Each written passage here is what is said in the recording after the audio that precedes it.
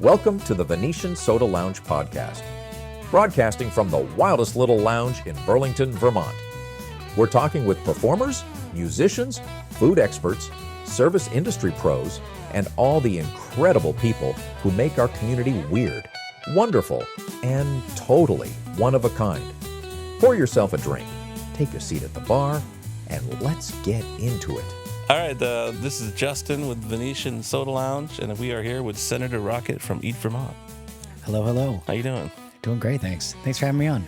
Sure, thanks for doing this. We've been trying to get together for a little bit, and I see you're very busy. You're always out there doing stuff.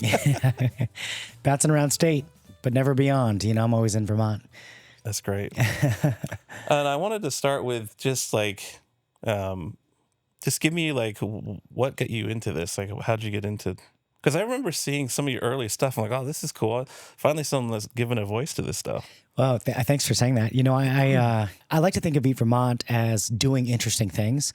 And so whether people actually care about local food or care about my storytelling style, et cetera, we live in such a sometimes stagnant state that I think people seeing, oh, someone is out there traveling around and trying new things. I really hope that that's sort of a byproduct of Eat Vermont. But how I got started was back in 2015. I was living with friends, a pretty rowdy house down in Middlebury. And one night I was on Instagram. Looking back, 2015 was the early days of Instagram. Didn't feel that way at the time, but I found this handle, Eat Vermont, was available. And I thought, damn, that's a good one. That's a great name. Yeah. So I snagged it. And I had studied economics at Middlebury as an undergraduate. And I was always kind of what would you say? Like, I always had this tension inside of me. Will I be an artist or will I be a suit? And at Middlebury, I had studied economics at Middlebury and thought I was going to go into consulting or banking. And it just didn't really sit well with me. So at this point now, I'm starting the beginning of what I call my Kerouac years. Find this handle, Eat Vermont. And I thought this would be a cool way to be creative, get some free food, and go take photos at restaurants. So I started that. And then as I was doing that, you spend enough time with restaurant people and you start to really respect the sport and say, wow, this is pretty damn hard for them to keep going. And so I started to then have these ideas about what Eat Vermont could be as a more serious endeavor in terms of how do we make local food not just accessible through content, but also more robust and resilient where, you know, for example, we take it as a given that industry life is hard. And part of hard means narrow margins, long hours, stressful, et cetera. We just kind of like accept, oh, you're in the restaurant industry, it's stressful. And I don't know. I think we should challenge that presumption and say, does it have to be that way? Can it be that you just love food and you live a great life and you make a lot of money and, you know, you serve great product? Can it be easier? And I think that what I'm trying to do with Eat Vermont is use these tools, which is media and technology, storytelling, as a way of reimagining what food could be, what local food could be. Could it be more resilient, more robust, more profitable, more joyful, all those things? No, that's all great stuff. I think that it all boils down to money. Yeah, well, in a lot of sense it can. It's one of the things I wanted to talk to you about is the real cost of food, and I didn't really understand this until I got into the ginger ale business. Yeah, that the where the price is set and what people are comfortable and what our money is worth, it all comes to this intersection, and I feel like, unfortunately, a lot of that cost goes on the backs of the producers, whether you're the dairy farmer or cheesemaker. Or ginger ale person. Yeah. I feel like the cost really come out of that before it comes out of the middle guy, which is the grocery store. Or the distributors. Distributors. Yeah.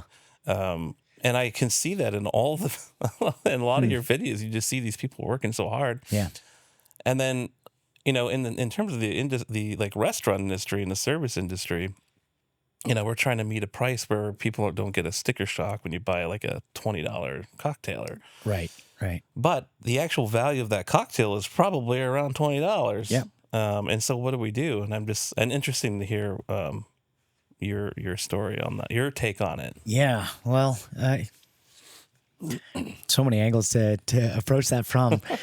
You know, I think the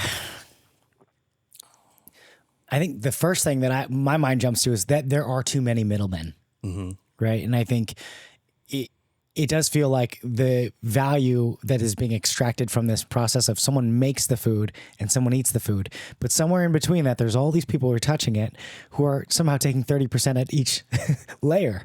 Yeah. And you think, does that really make sense? I don't know that it does. And I don't know enough about the business of distribution to say, well, maybe that actually is a good justification for it. Maybe not, right? But I can say, it comes down to, in a lot of ways, it's competition, right? So if a consumer has a lot of choices of places to go eat, then yeah, the restaurants are going to have to compete with each other in terms of the way that they approach. But the competition doesn't have to just be on price, right? It could be on quality, it can be an experience and so forth. Yeah. I mean, in some ways, you think Vermont, we're a tourist-driven economy, 15 million annual tourists. Technically, we are competing for that tourist traffic with every other place that tourist could go. And certainly we're not the cheapest place to come vacation, right? You could probably go, to the Jersey Shore or something and sit on the beach for the afternoon, right? There's a lot of ways that people could be spending their time and money that is not Vermont, and yet 15 million people annually choose to come to Vermont.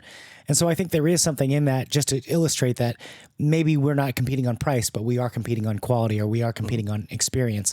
And I think that that's probably where there is more opportunity for our small businesses to exceed expectations or to thrive.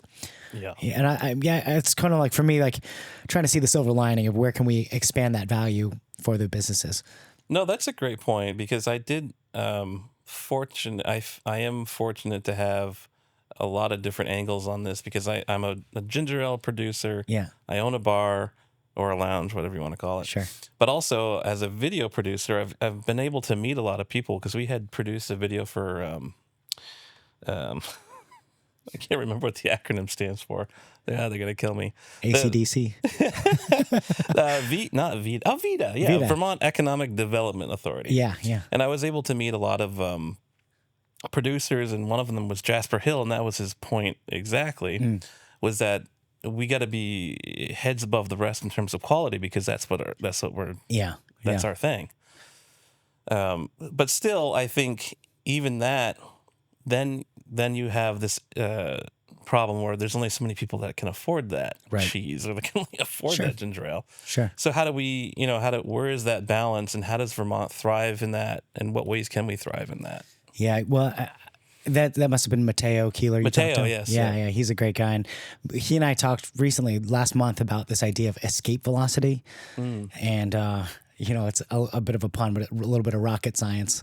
Escape velocity in rocketry, you're trying to get out past the pull of gravity. And so what you need is enough thrust to get this piece of mass out away from Earth's gravitational pull, right?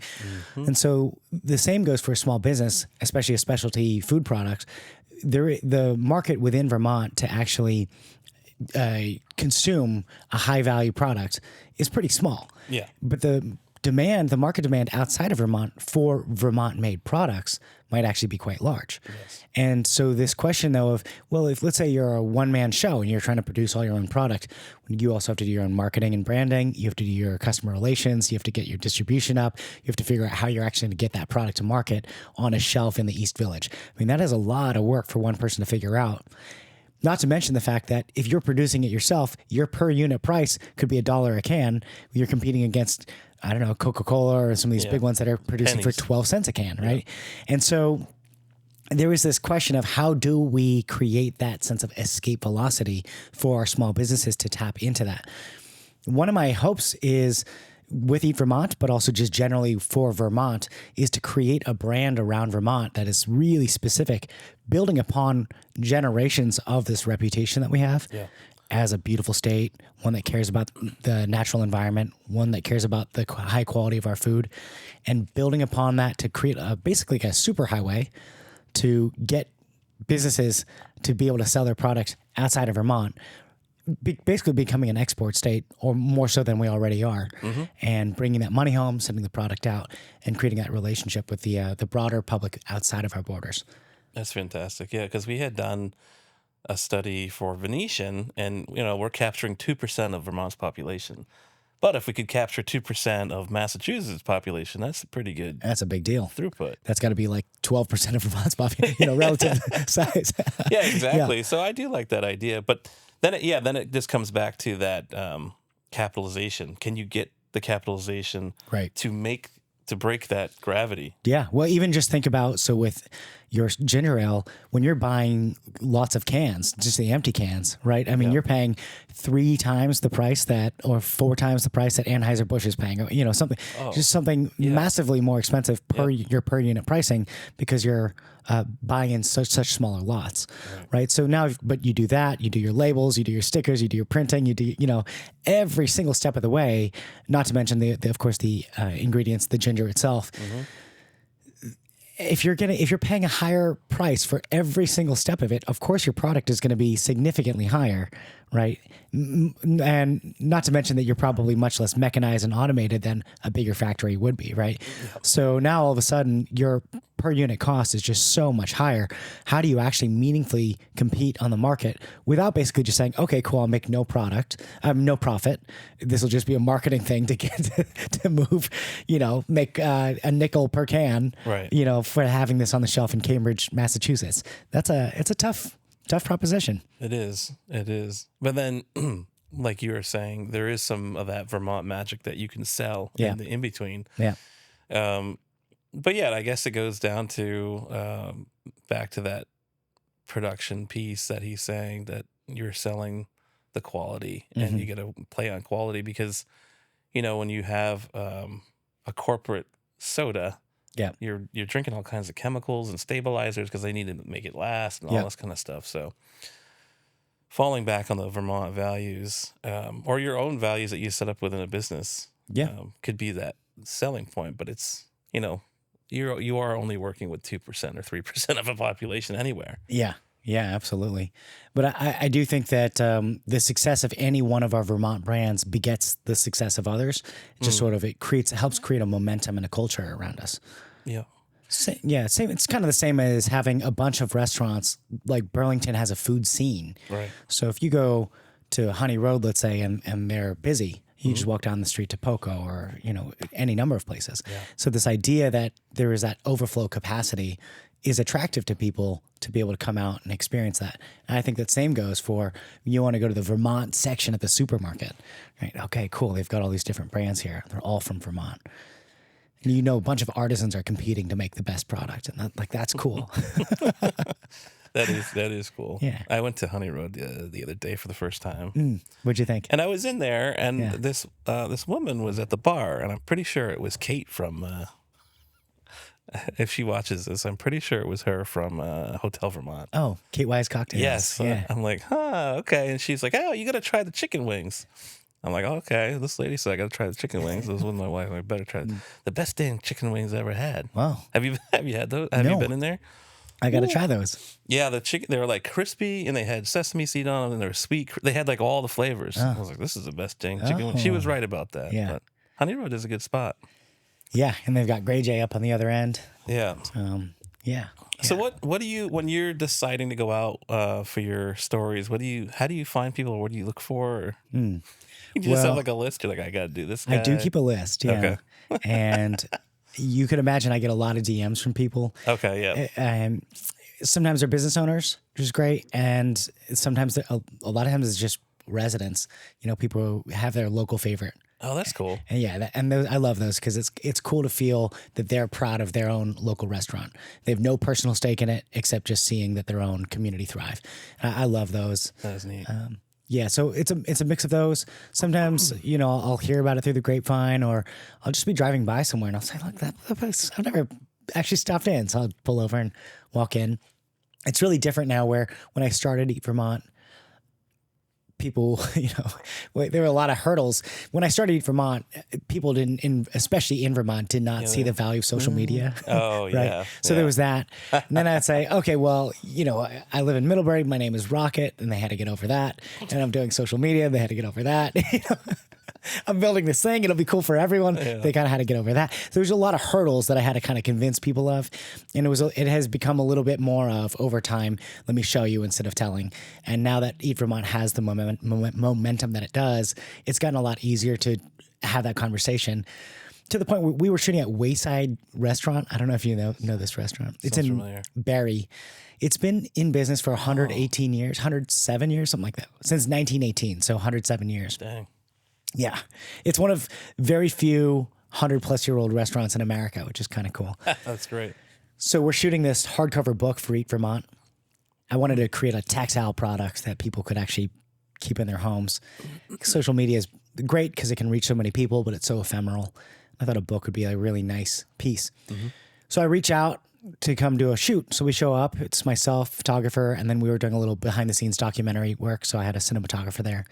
So we show up, and I'm talking to the owner, and he sends out a bunch of food, and he comes over, and he's like, yeah, so what's all this for? I said, Chris, I think I explained this to you. And he said, no, I mean, he basically what he had happened is that he knows my work from online. He didn't really know what I wanted to do with it, but that point to illustrate that Eat Vermont has kind of gotten to the place of credibility that people are willing to just send out food and trust that I'll do something good with it. That's awesome. Yeah, it's pretty cool. Yeah, it's a great honor. Yeah. There was a time, I remember this clearly as a marketing person, that the Vermonters in general, Vermont business owners, were very scared of social media. Oh, for sure. It's really funny. And Yeah. it's so old school. I don't think it's that way anymore, but there was a time, I remember that clearly, like trying to convince my clients, hey, you should be on Facebook. Yeah. Yeah. You know, what the I hell? actually think, I mean, I think it was after Trump's win in 2016 that people started taking it more seriously. It was kind of when Obama took the internet seriously and people said, oh, okay, that's a great way to fundraise. And then I think with Trump, it was like, oh, wow, social media and the data analytics, that really lit something in people. And then I think it was further validated during COVID when that became a way for everyone to really, really communicate and stay in touch with each other. But yeah, it's definitely been something that has had to warm on people. It's interesting.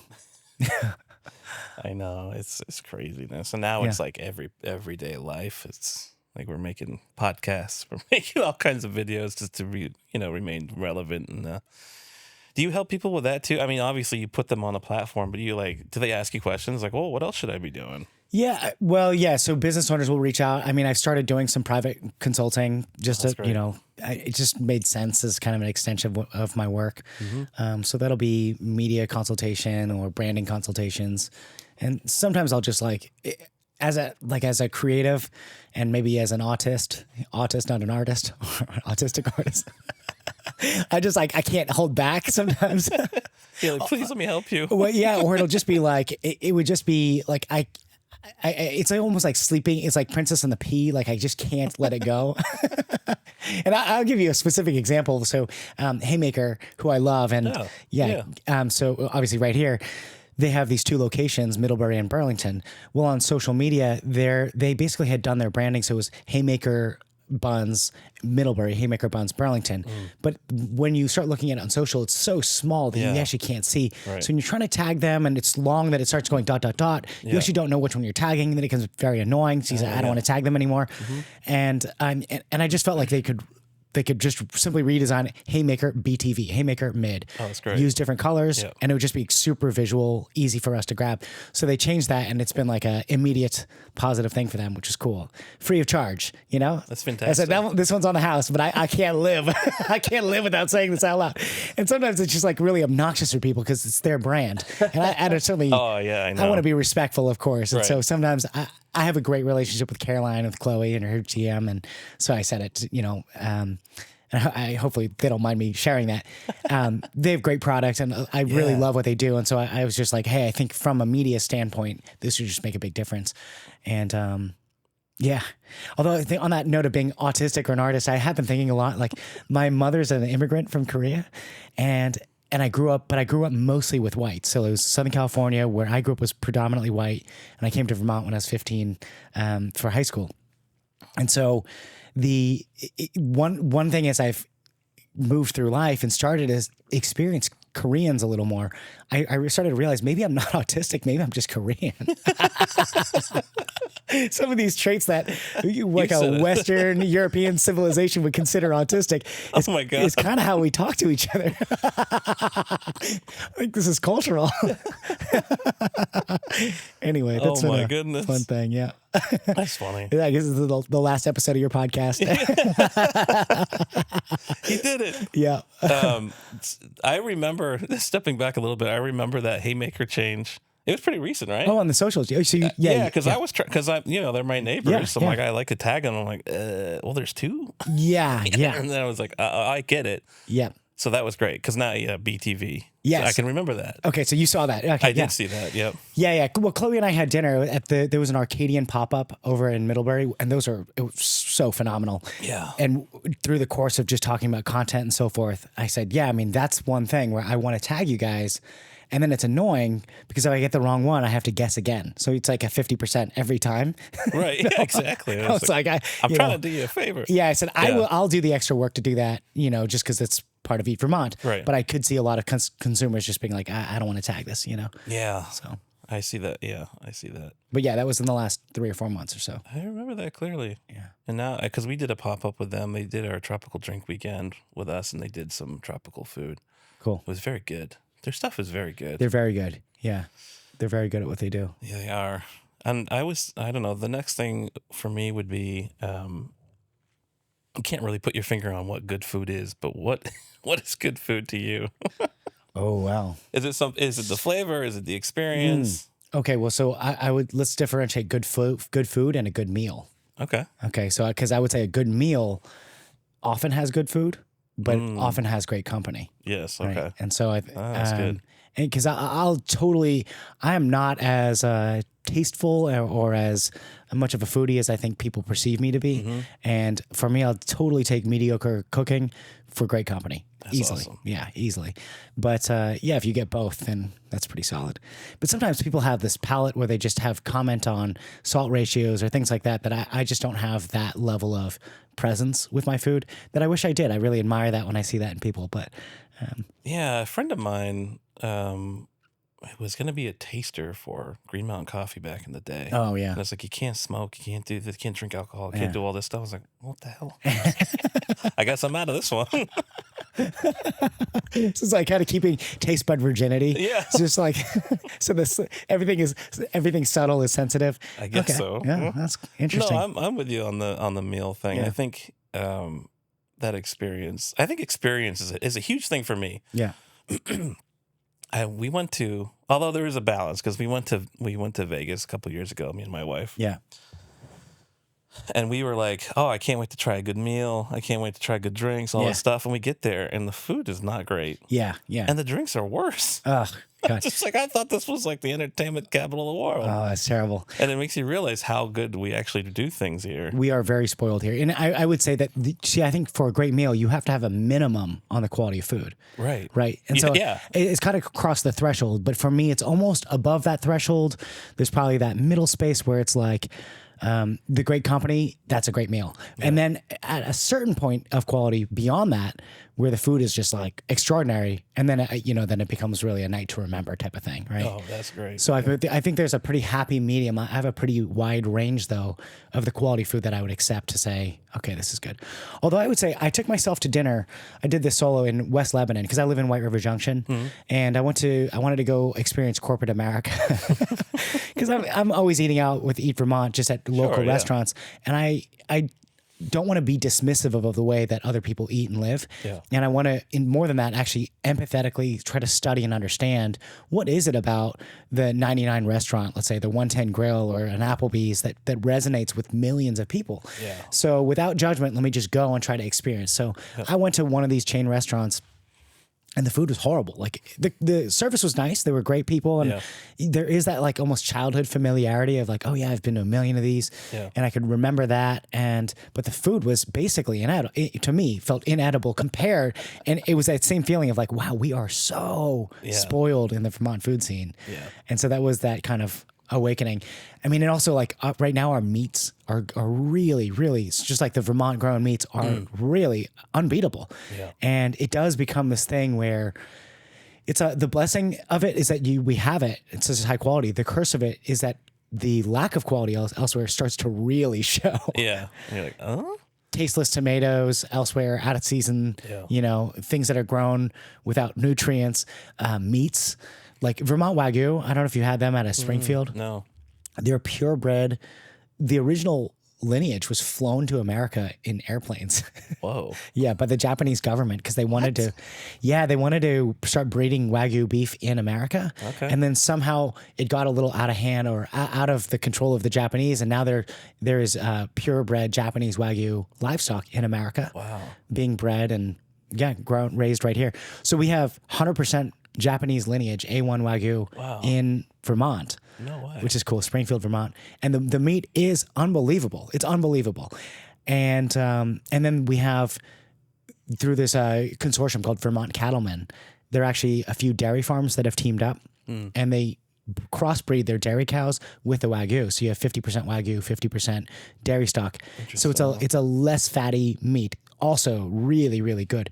In some ways, it depending on what you're looking for, in some ways it actually can be better because the traditional Wagyu is so fatty. Yeah. And so it kind of depends on what you're looking for. But both of those, I mean, you're talking really extraordinary quality meat. Man. And then you go from that to what I was saying, these chain stores in West Lab or Williston or wherever. And it's like, oh man, it's tough. You get really spoiled. I get really spoiled. I know. Yeah. I mean, on the other hand too, like Longhorns or Texas Roadhouse. Yeah. They make millions of dollars. They're like multi-million dollar businesses. It's kind of crazy, right? Like millions and millions and just people just pouring through that. Yeah. And it's just that concept of just getting it out for a certain price and like medium level all the way through. But yeah, like I said, when we went out to Vegas, I was so excited. Like finally we're the entertainment capital or whatever the heck they call it. Yeah, yeah. And the first drink I have, I'm like, this is disgusting. This is terrible. I mean, you can get good stuff, but you're going to pay freaking big bucks for the good stuff. Sure, yeah. But in Vermont, it's just like everywhere has good drinks. Well, I think one of the one of the really underrated aspects of a great cocktail is the ice. And I think so many places just keep their ice at 31 degrees. So it starts melting immediately, right? Oh, yeah. You water down your drink. But they're also, can I swear on this or I'll go for make it. I can beep it up. No, I'll make it. People just using mediocre quality water to make their ice, that melts right into your cocktail. So you could take top shelf liquors and you mix it with this middling water, and it's gonna show. Vermont, we benefit from having such high quality water and standards right around that the ice is actually really, really adds a lot to that, I think. That's really cool. Yeah. No, dilution is a huge part of the cocktail process. Right.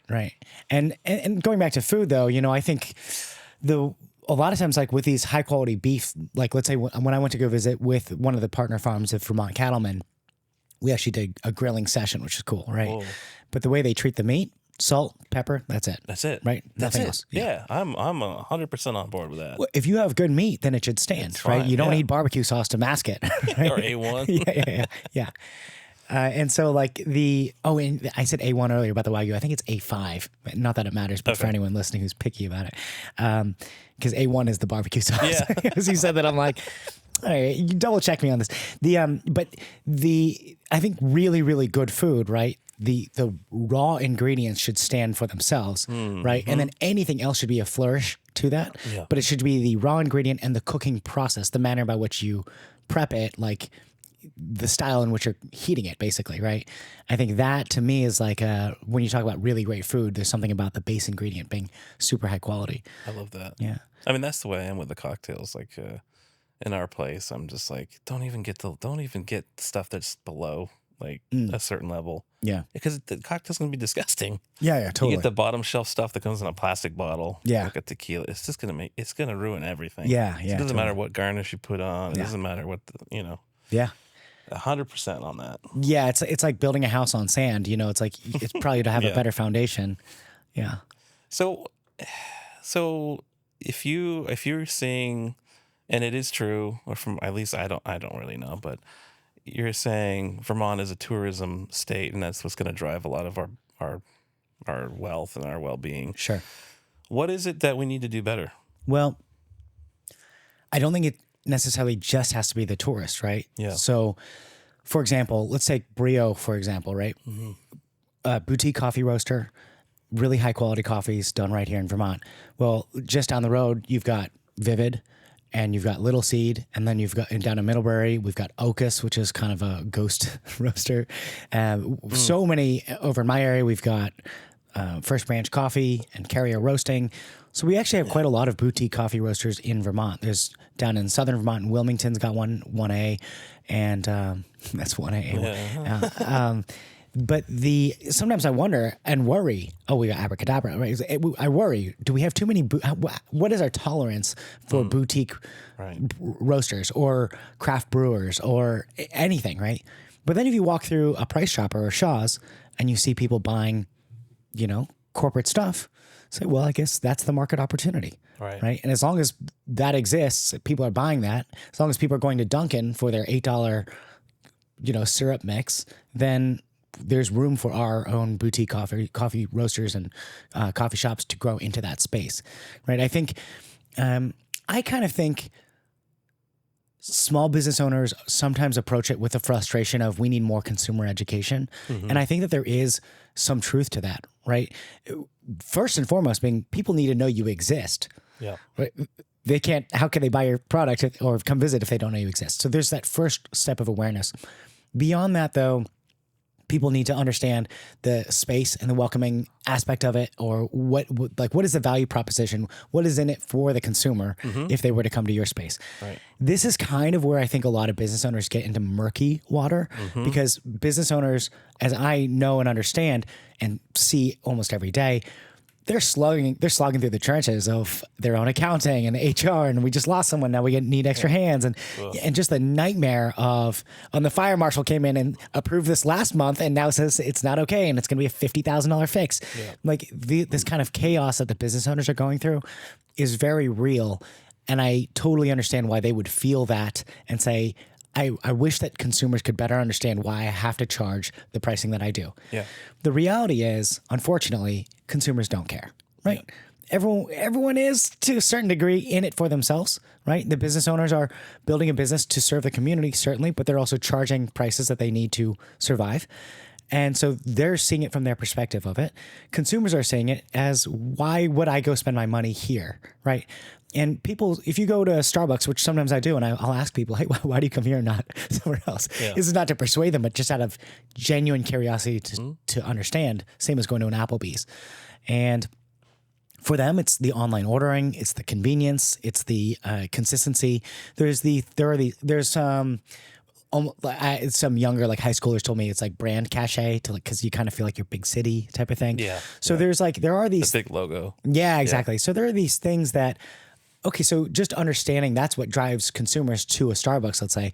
Well, some of those things, Brio is never going to be a Starbucks in terms of the cool branding, but Brio can always be Brio in terms of its cool branding. And how is there a way for us to tap into that either as a collective of small businesses or as individual businesses tapping into it?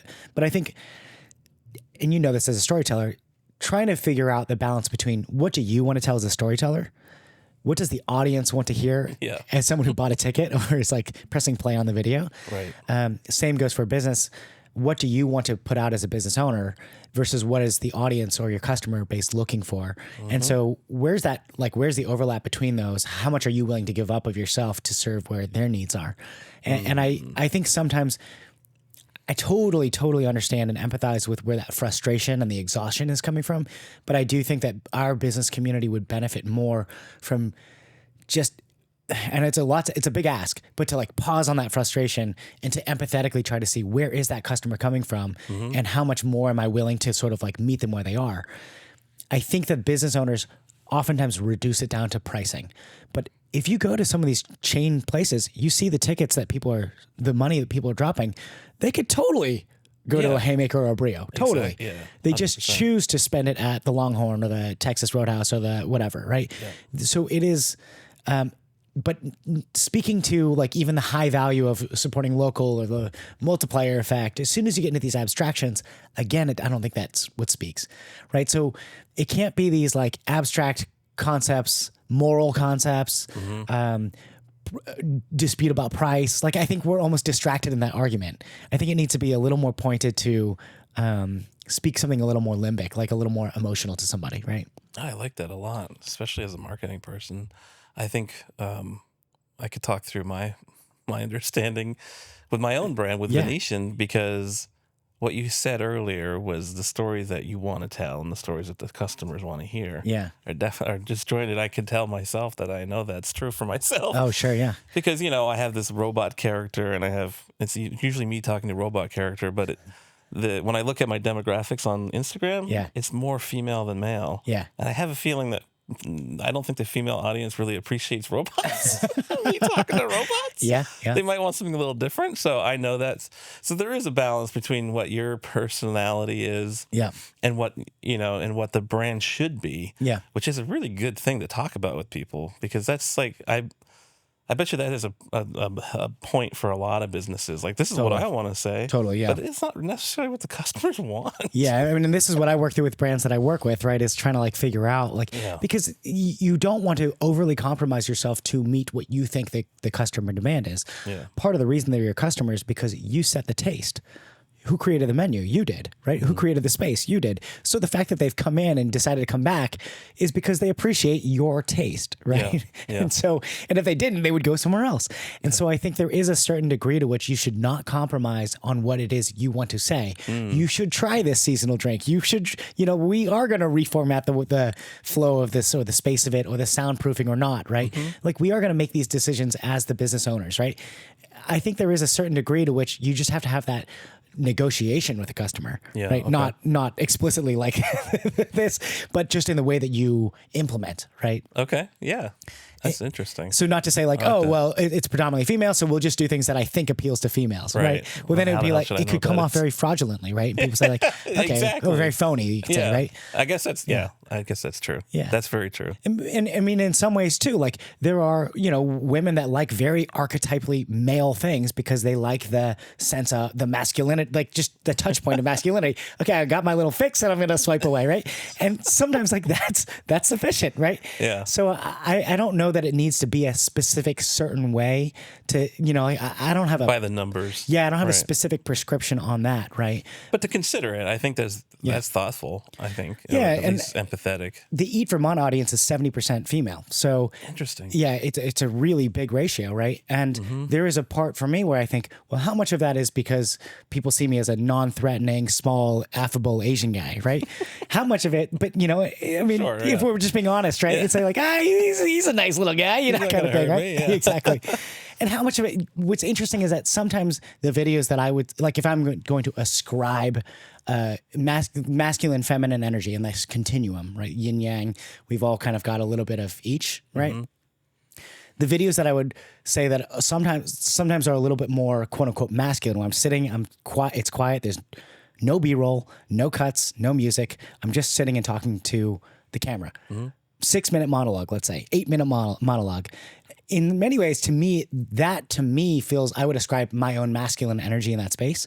It's a very like, I'm claiming the space. I'm going to just monologue or some people would say mansplain or whatever, right? And I'm not going to apologize for it. I'm just going to say it. And if you don't want to listen, you can swipe away, right? There is something that is very unaccommodating about that. It is very much this sort of assertive thing to do.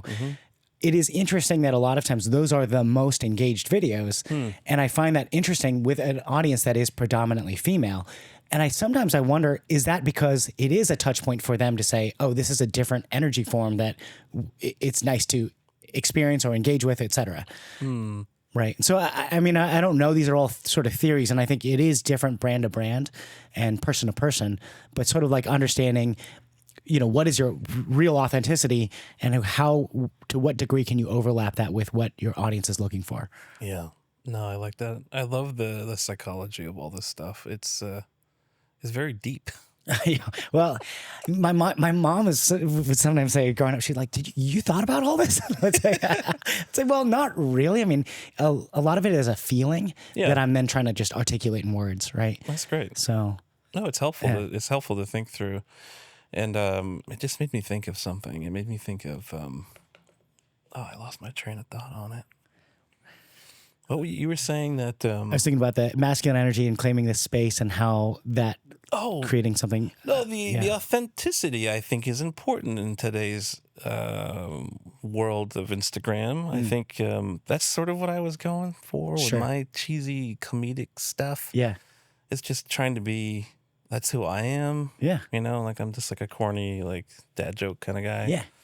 And just, I guess, being unapologetic for it. But I do like the idea of thinking about it from a different lens, though, because what our audience is and what they want, or maybe they want the authenticity. So there is this nuance is like really crazy. Yeah. And it could be the difference between a successful business and not. Because if you speak to the right people and they like that, they're going to support you. Yeah. Versus if you're just trying to put up like, this is what I think people want. Yeah, totally. Well, the problem with that is that trends change so much. Yeah. You would just be racing around trying to, catch falling leaves, basically. It just seems like an impossible task. It's very visual. I like that. You'd be lucky if you catch one, kind of thing. Fantastic. Tell us about, we're getting to 45 minutes. Tell us about your app. What's the Eat Vermont mobile app? Yeah, so to understand the app, I think it's best to understand social media. I think the value of social media is that I can publish a video and reach 5, 10, 20, 50,000 people instantly. And there's some incredible capacity, scale in that. You tell a story and it reaches a lot of people. The problem with it is that it deprecates really fast. Next week, it's gone off the feed. Yeah. And 2 months later, it's buried so far down that no one will ever find it again. Yeah. The other problem is when you come to the Eat Vermont social media accounts, let's just say you're going to Brandon, Vermont, let's say, or Bennington. Hey, has Rocket done anything here? Is there anything on Eat Vermont about it? How would you search it? It just would be almost impossible to find. And then even if you do find that video, how do you know that that content is still relevant? And so there's just such a short half-life on content. It's really broad, but it's really shallow in that way. And then over time, it just becomes pretty useless pretty fast. The idea with the mobile app is to strike deeper at the heart of why I think people follow Eat Vermont to begin with.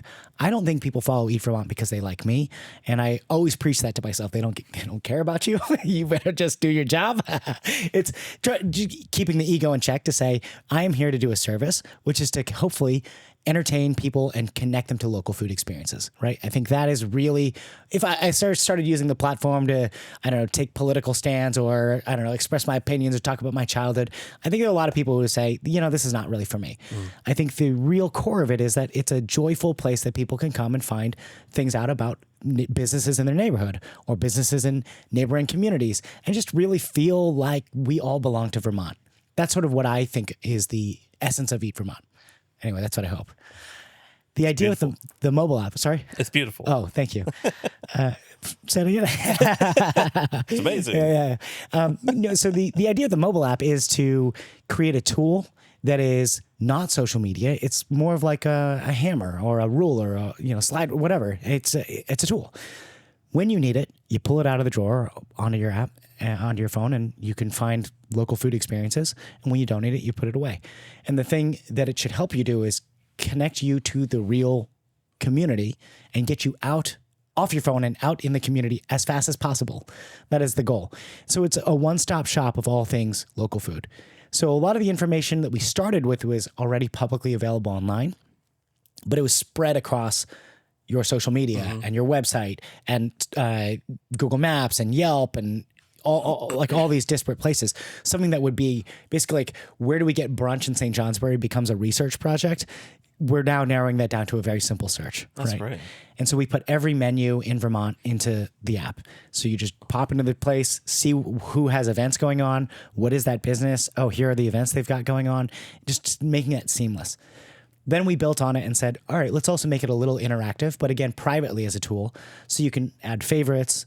You can keep a visit history with a private log of here's what I honestly thought about the place. That's great. Here's a food trail. Let me check off all the beer spots or all the cheese spots as you go around. Oh, I like that. Yeah. And then we built a day trip builder. So it uses AI to custom design a day trip for you. So you can just choose a town. Ooh.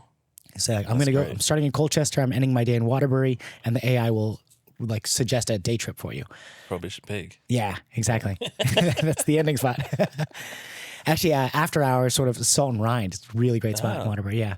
So Pro Big for dinner, Salt and Rind after for a little nightcap, something like that. I like it. Yeah. Anyway, so the AI will create these custom day trips for you. And now we're taking it one step further. Actually, launched today, which is cool to be here. We're launching a member perks program. So the mobile app is designed. There's businesses are on there for free, and I'm giving everyone in the industry free access as well, anyone who works in the industry. And what we're doing is charging consumers to be on there because it's a cool tool for them to go and engage with the food scene. There's residents, sort of like $8 a month pass, and then there's day passes for tourists coming through. The thing that I wanted to do to make it really in-group kind of in-group feeling is we're adding a member perks program. So that's perks and pricing, but pricing I'm less excited about, but there are going to be places that are like 10% off or 20% off or whatever, right? The traditional member perks that people do. The really cool thing that we're doing with member perks is secret menus. And so we're going to be rolling out secret menus all around state. That's cool. And letting chefs and owners design stuff. The question, what does the kitchen eat? Right? What was your shift meal today? That's what we want to eat. Yeah. Right? Or you go to like a Vietnamese restaurant and you're like, is this really the pho that they eat in the kitchen? Or like, is this truly the style? And a lot of times the answer is no, because especially with ethnic restaurants, they westernize it for the American palate, right? They're trying to maximize sales, not authenticity with respect to the dish itself. So, or they won't do like Indian restaurants or Thai restaurants won't actually do proper spice. No matter how much you ask, I want a really spicy. No, trust me, I want it spicy. They'll still dial it down for you because what's the benefit for them to have it sent back to the kitchen, right? And so if it's too spicy, you can always just add a little more hot sauce or whatever, but you're not ever going to get that true level of spice coming out of the kitchen. They wouldn't put that on the menu because they don't want to create that issue for themselves. So that's what we're going to put on secret menus. That's cool. And just create this whole secret layer to the Vermont eating experience. That's fantastic. Hey, thank you. Yeah. So that's all been built. Like basically what I did is I took all my media earnings and my small life savings, a little bit of inheritance. I just took all my money and I went all in. I said, I'm going to build this thing because I just think it deserves to exist. That's cool. And hopefully it works out. I have great confidence that it will. That's fantastic. But yeah. Wow. That's the app. I like that secret menu idea. Yeah, that's where I'm really excited about because anyone could do 10% off or whatever, and this is not to knock other programs and so forth, but the problem with it is that it creates this misperception of value where people say, oh, well, like if Gap is always 30% off sale, then you should never buy it at full price, right? Same goes for every restaurant. If we do that, then it's like, well, you're getting robbed if you pay full price. Well, that's a ridiculous way to, then you create this really weird dynamic in the scene. And I think it's better like a coffee shop that already does a punch card program, right? That's like buy 10, get one free. That's 10%, right? So that we're basically digitizing the loyalty program. And look, I'm not going to say no, someone does a percentage discount. That's going to drive a lot of membership for us. But the reality is that it's not a differentiator in a way that secret menus is, right? If you're already going to go out and eat, I don't need to save you the $3 on your meal, right? But if what we can do is give you access to ordering things from the kitchen that are even more expensive than the normal menu. Right. I was going to say. Yeah. Look.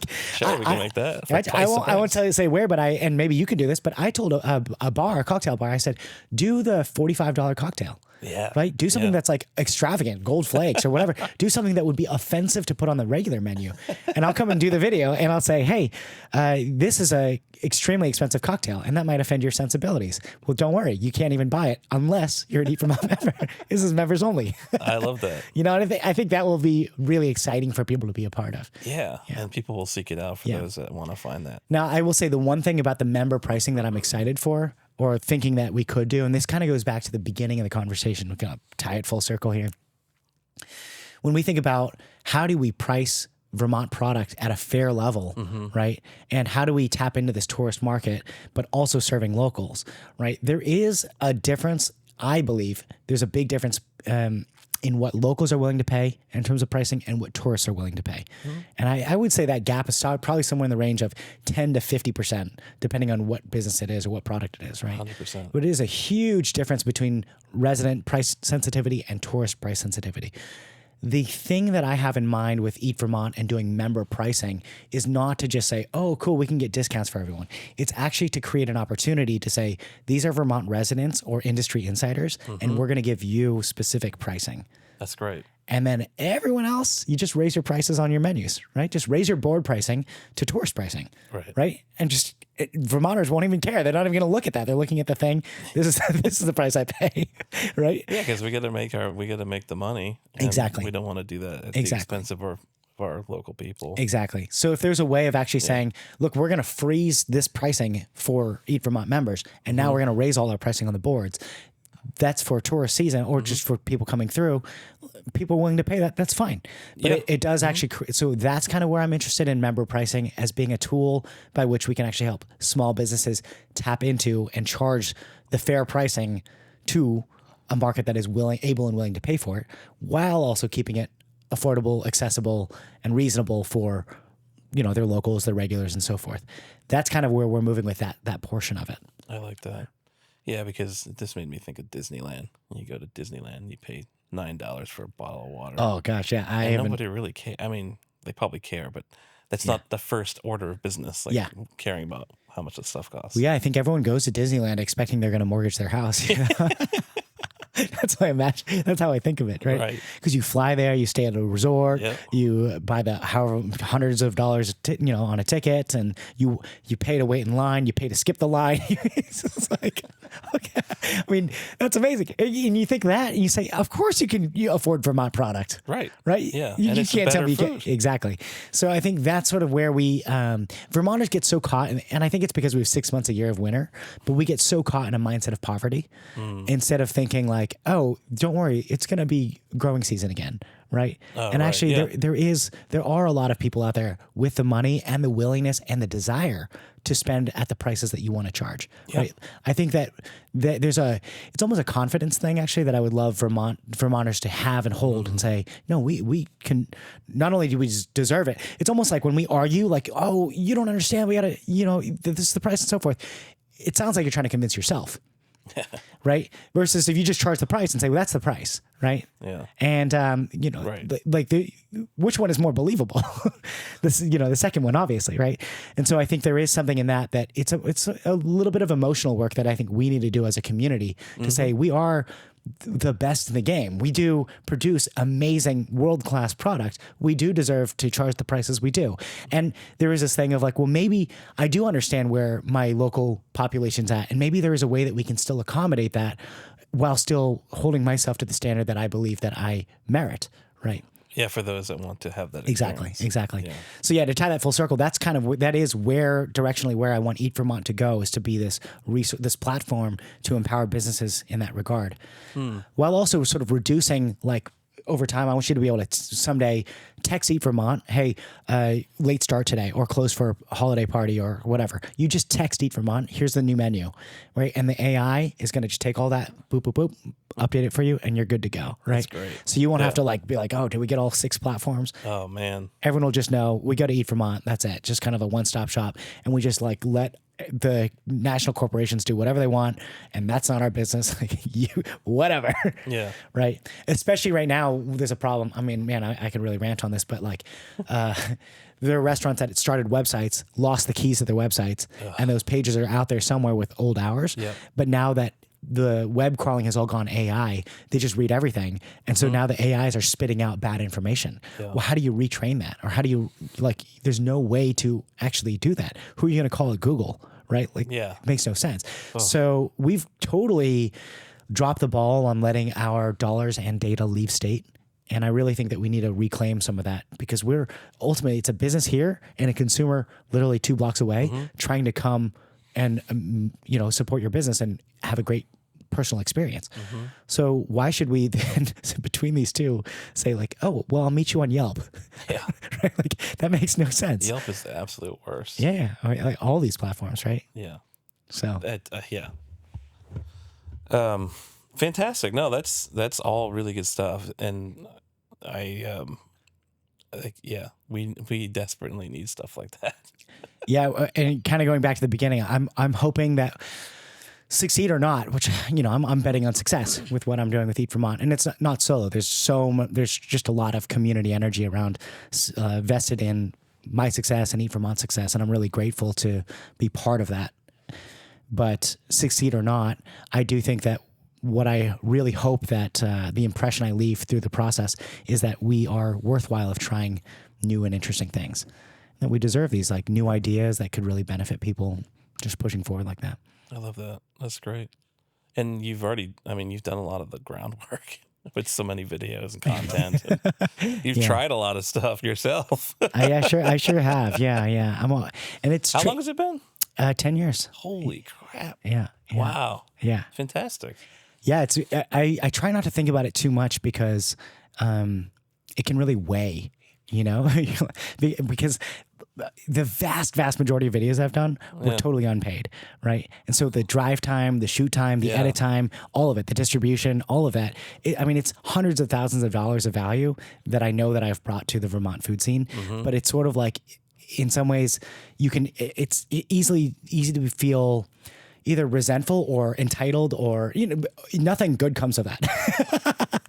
Except just to say, no, I did this for the joy of it, and I'm now in a position that I'm really grateful to be in. So that's just kind of like where I really try to focus on it. It's an investment. Yeah, and say like, cool. Today is like the chance to sit here and chat. It's a cool thing, right? And I'm grateful to be here and to be able to just share my story with you. And for anyone listening, it's a really it's a special thing, right?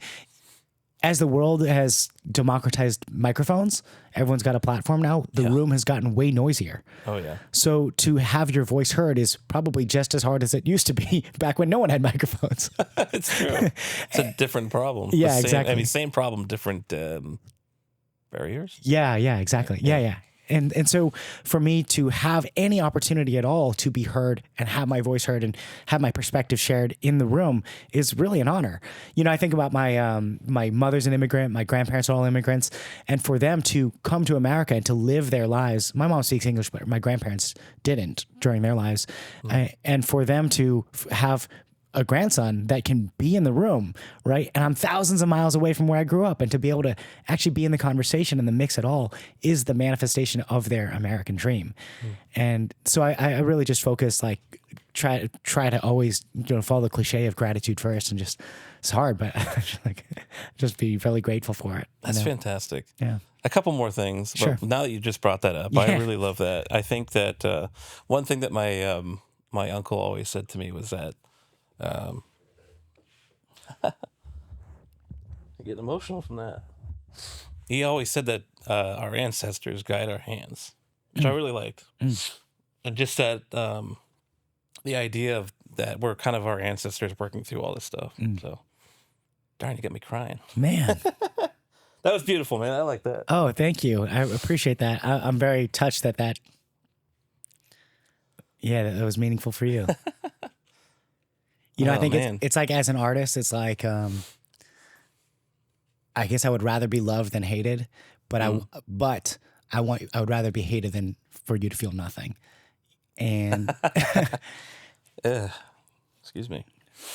No, that's good. Can I just ask you what particularly strikes you about what I said that was moving to you? No, just that, the American dream, and just that idea of passing down something. I don't know why it is emotional for me. It's just because everything that I do for Venetian is about family. So it's just that. Yeah. That concept always gets me.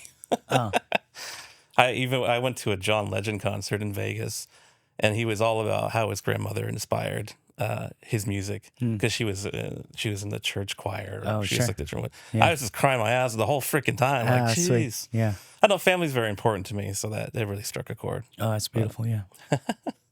Yeah. Anyways, the last question I wanted to ask was, do you have a ratatouille moment with all the food that you've tried in Vermont? What is the ratatouille moment? Have you seen the Disney film? Yeah. And the food critic, he has the ratatouille, and it's like, he gets zapped back to his childhood. Oh, okay. So, okay. I'm thinking about the rat in the kitchen, but you're talking about the food critic being brought back to his childhood? From the rat's food, yes. Oh, from the rat's food. Okay. The rat makes the ratatouille. Yeah. And the food critic gets zapped back to his childhood. Flashes him back. I think he had a moment where it's like, this is the best dish I've ever had, or...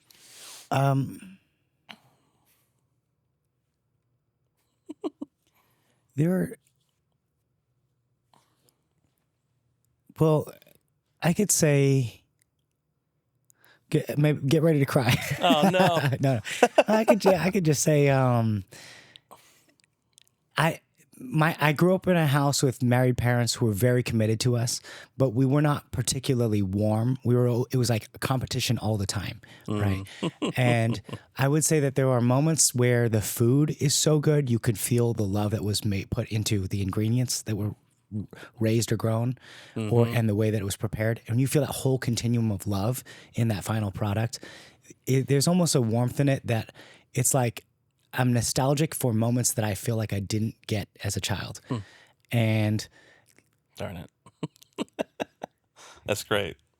There's sort of a really, it's almost like the deja vu because it didn't really happen, but you miss it so much.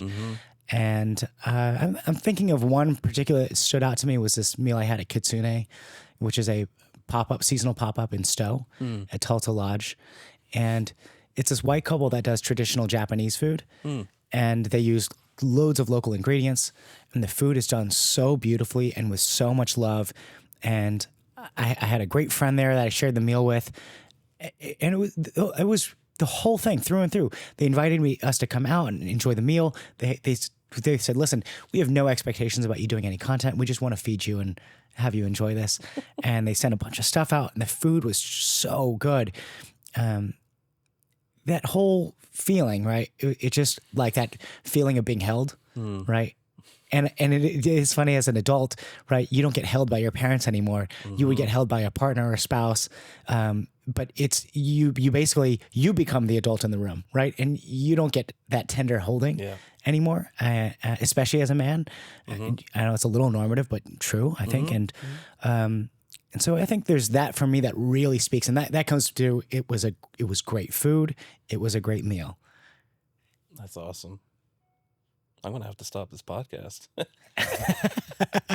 Hey, I really appreciate you coming in and talking and laying down your thoughts. It's really cool. Thank you for having me on. It's always a joy to tell stories. All right.